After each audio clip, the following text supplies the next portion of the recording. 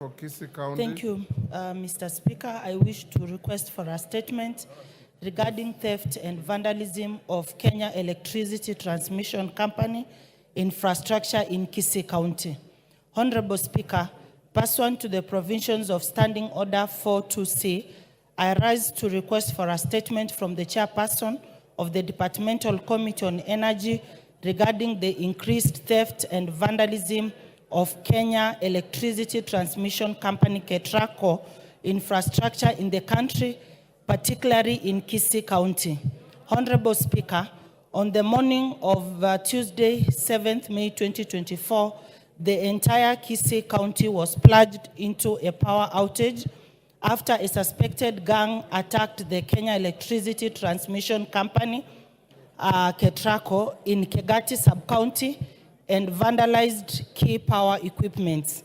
This attack caused losses of lives due to the disruption of the operation of critical life support equipment in hospitals, as well as loss of business opportunities that are dependent on electricity supply.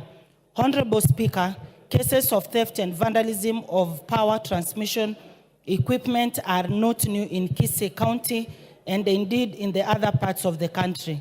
Sadly, KETRACO seems to be doing little to avert this rampant menace.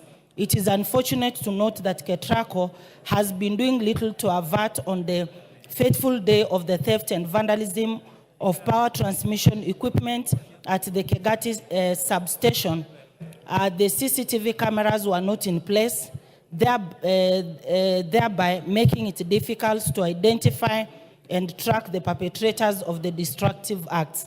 Honorable Speaker, it is against this background that I request the chairperson of the Departmental Committee on Energy to appraise the House on the following. 1, the strategies that the ministry intends to implement to track down and prosecute all KETRACO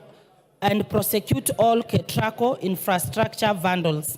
2, the action plans the ministry has put in place to ensure proper security measures for the expensive KETRACO equipment that has cost a lot of taxpayers' money.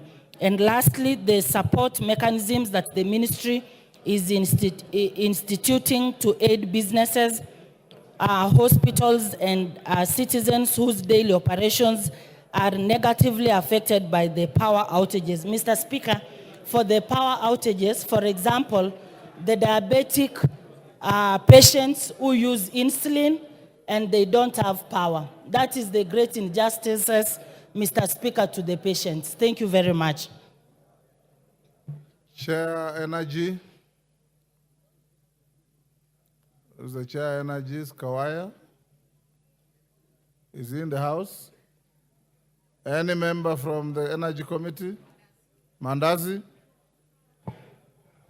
Yeah, thank you, Speaker. Indeed, we have, as a committee, sat and considered the case, and especially the case from Kisii. Bring a statement in 2 weeks. Yes, in 2 weeks, Mr. Speaker. Honorable Mashua Waithaka,